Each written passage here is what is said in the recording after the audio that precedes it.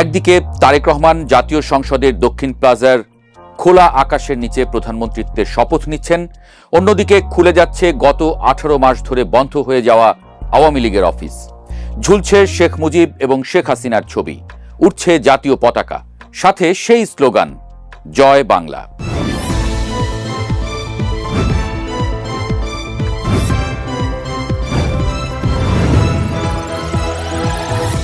বারো তারিখের ভূমিধস জয়ের পরদিনই পঞ্চগড় সদর উপজেলায় এক আওয়ামী লীগ অফিস খুলে দিয়ে আলোচনায় আসেন এক বিএনপি নেতা।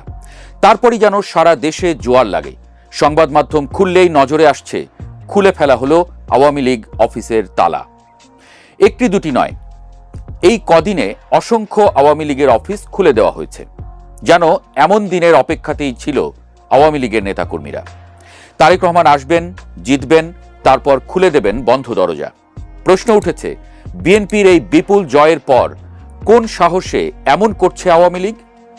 অনেকে বলছেন সরকার গঠন ঠিকই করেছে বিএনপি, কিন্তু তাতে ঘাম আছে সেই প্রান্তিক আওয়ামী লীগের কর্মীটারও। তাই বিএনপি এখন সেই দেনা শোধ করছে। বর্তমানে জামায়াত এনসিপি জোট যে বিএনপির সবচেয়ে বড় বাধার নাম, সেটা যে কেউ বুঝতে পারছেন। শপথ অনুষ্ঠানেও হয়ে গেল এক পশলা গল্প। এই বাধা ঠেকিয়ে বিএনপি যে সামনের দিনগুলো আরামে কাটাতে পারবে না, সেই পূর্বাভাস দিচ্ছেন বিশ্লেষকরা। এই জামায়াত এনসিপি পাহাড়কে সামাল দিতে বিএনপির দরকার প্রচুর অভিজ্ঞ হাত। 17 বছর ক্ষমতার বাইরে থেকে বিএনপি এখন কতটা সামাল দিতে পারবে সেটা হয়তো সময়ই বলে দেবে। গোপনে কিংবা প্রকাশ্যে জামায়াত এই 17 বছর সে বিষয়ে হাত পাকা। তাই এই অভিজ্ঞ প্রতিপক্ষের বাড়িতে গিয়ে শুভেচ্ছা নিয়ে আসলেই যে বরফ গলবে না, সেটা বোঝা গেছে ইতোমধ্যেই। আর বিএনপি খুব ভালো করেই জানে তাদের উপর এবার ভর করেছিল আওয়ামী লীগের ভোটারদের হাত। দায় শোধের ব্যাপারটাও আছে। তাছাড়া জামায়াত ঠেকাতে এসব অভিজ্ঞ হাত পাগলেও ছাড়তে চাইবে না। এই যুক্তিতে আওয়ামী লীগের অফিস খুলে দেওয়া বা তাতে আপত্তি না জানানো বিএনপির জন্য বেশ ভালো সিদ্ধান্তই বলছেন বিশ্লেষকরা। দৃশ্যপটটা একটু গভীরভাবে ভাবুন। খুলনার রূপসা কিংবা সোনাডাঙ্গা এলাকার চিত্র। দীর্ঘ 1.5 বছর ধরে যে শার্টার নামানো ছিল, যে তালাটিতে জং ধরে গিয়েছিল, হঠাৎ করেই সেখানে প্রাণের সঞ্চার। খুলনায় যখন আওয়ামী লীগের কার্যালয়টি খোলা হলো, তখন আশেপাশের মানুষের চোখে মুখে ছিল অবিশ্বাস। 18 মাসের ধুলো জমে থাকা মেঝেতে যখন ঝাড়ু পড়ল, তখন ধুলোর মেঘে যেন পুরনো সেই রাজনৈতিক উত্তাপ ফিরে এলো। শুধু খুলনা নয়, চট্টগ্রামেও একই দৃশ্য। সেখানে তো রীতিমতো ঘটা করে সাইনবোর্ড টাঙানো হয়েছে।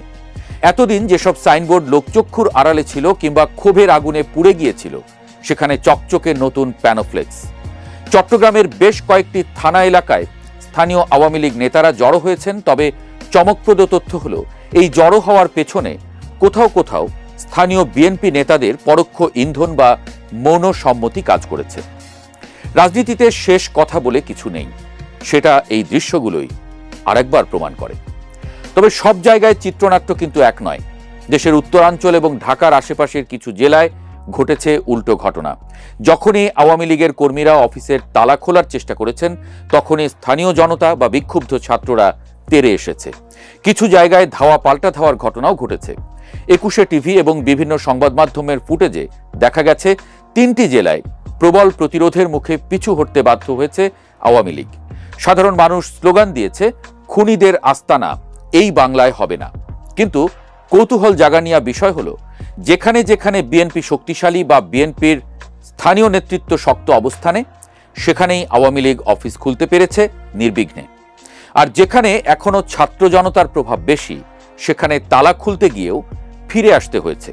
অর্থাৎ সমীকরণটা পরিষ্কার, বিএনপির গ্রিন সিগন্যাল ছাড়া এই তালা খোলার সাহস কারোরই নেই। এখন প্রশ্ন হলো, এই গ্রিন সিগন্যাল কেন? বিশ্লেষকরা বলছেন, গত 1.5 বছরে বিএনপি খুব ভালোভাবেই বুঝেছে যে মাঠের রাজনীতিতে তাদের একক আধিপত্য থাকলেও মিত্র হিসেবে জামায়াত বা এনসিপি জোট ভবিষ্যতে তাদের জন্য গলার কাঁটা হয়ে দাঁড়াতে পারে। নির্বাচনে বিএনপি জিতলেও ভোটের ব্যবধান বা ভোটের শতাংশের দিকে তাকালে দেখা যাবে প্রচুর সংখ্যক সাইলেন্ট ভোটার বা সাবেক আওয়ামী লীগ পন্থী ভোটার এবার ধানের শীষে সিল মেরেছে। কেন? কারণ একটাই, তারা জামায়াত এনসিপি জোটকে ক্ষমতায় দেখতে চায়নি। এই ভোটারদের প্রতি বিএনপির একটা দায়বদ্ধতা তৈরি হয়েছে। তাছাড়া মাঠ পর্যায়ে আওয়ামী লীগকে কিছুটা স্পেস দিলে জামায়াতকে ব্যালেন্স করা সহজ হবে। এমনটা ভাবছেন বিএনপির নীতি নির্ধারকরা। শত্রু যখন দুর্বল হয় তখন তাকে পুরোপুরি শেষ না করে জিইয়ে রাখা রাজনীতির এক পুরনো কৌশল। এতে করে অন্য কোনো শক্তিশালী পক্ষ মাথাচাড়া দিয়ে উঠলে তাদের দমাতে এই দুর্বল শত্রুকে ব্যবহার করা যায়। পঞ্চগড়ের ঘটনাটি ছিল এই নাটকের ওপেনিং সিন। সেখানে এক বিএনপি নেতা নিজ হাতে আওয়ামী লীগ অফিসের তালা খোলার ব্যবস্থা করে দিয়েছেন। তিনি যুক্তি দেখিয়েছেন, আমরা রাজনৈতিক সহাবস্থানে বিশ্বাসী। এই একটি বাক্যই যেন সারা দেশে বার্তা ছড়িয়ে দিয়েছে। সিলেটের বিয়ানীবাজার বা কুমিল্লার প্রত্যন্ত অঞ্চলেও খবর আসছে, আওয়ামী লীগের কর্মীরা যারা এতদিন পলাতক ছিলেন বা এলাকা ছাড়া ছিলেন তারা ফিরতে শুরু করেছেন। চায়ের দোকানে আবার বসছেন। আর তাদের এই ফিরে আসায় বাধা দিচ্ছে না স্থানীয় বিএনপি, বরং কিছু কিছু ক্ষেত্রে দেখা যাচ্ছে বিএনপির বিজয় মিছিলে দূর থেকে দাঁড়িয়ে হাত নাড়ছেন আওয়ামী লীগের কর্মীরা। এই অদ্ভুত সহাবস্থান বাংলাদেশের রাজনীতিতে বিরল। তবে কি 17 বছর ক্ষমতার বাইরে থেকে বিএনপি এতটাই পরিপক্ক হয়েছে যে তারা প্রতিহিংসার বদলে কৌশলী রাজনীতি বেছে নিল, নাকি এর পেছনে আছে অন্য কোনো গভীর আন্তর্জাতিক চাপ? সামাজিক যোগাযোগ মাধ্যমেও ঝড় উঠেছে। এক পক্ষ বলছে, এটা কি নতুন বাংলাদেশ যেখানে স্বৈরাচারের দোসররা আবার মাথাচাড়া দিচ্ছে? আরেক পক্ষ বলছে, এটাই গণতন্ত্র, সবাইকে রাজনীতি করার সুযোগ দিতে হবে। ঢাকায় কেন্দ্রীয় কার্যালয় 23 বঙ্গবন্ধু এভিনিউয়ের সামনেও গত কয়েকদিন ধরে কিছু আনাগোনা লক্ষ্য করা যাচ্ছে। সেদিন কারা যেন আওয়ামী লীগের পতাকা নিয়েও হাজির। যদিও পুলিশি পাহারা আছে, কিন্তু 18 মাস আগের সেই থমথমে ভাবটা আর নেই। হকাররা আবার ফুটপাতে বসেছে, কৌতূহলী মানুষ উঁকি দিয়ে দেখছে। শোনা যাচ্ছে খুব শীঘ্রই হয়তো কেন্দ্রীয়ভাবে কোনো ঘোষণা আসতে পারে। তবে সেটা নির্ভর করছে তারেক রহমানের নতুন সরকারের প্রথম 1 মাসের গতি প্রকৃতির উপর। সরকার যদি শুরুতেই চাপে পড়ে তবে হয়তো আওয়ামী লীগকে মাঠে নামার সুযোগ আরও বাড়িয়ে দেয়া হতে পারে, যাতে বিরোধীদের মনোযোগ ভাগ হয়ে যায়। আর যদি সরকার খুব শক্ত অবস্থানে থাকে তবে হয়তো এই অফিস খোলার উৎসব কিছুদিন বন্ধও থাকতে পারে। 18 মাস পর আওয়ামী লীগের এই অফিস খোলার ধুম আসলে বাংলাদেশের রাজনীতির এক নতুন অধ্যায়ের ইঙ্গিত দিচ্ছে। এক সময় যারা একে অপরকে নিশ্চিহ্ন করতে চেয়েছে, আজ ক্ষমতার পালাবদলে যেন তারা একে অপরের পরিপূরক হয়ে উঠছে।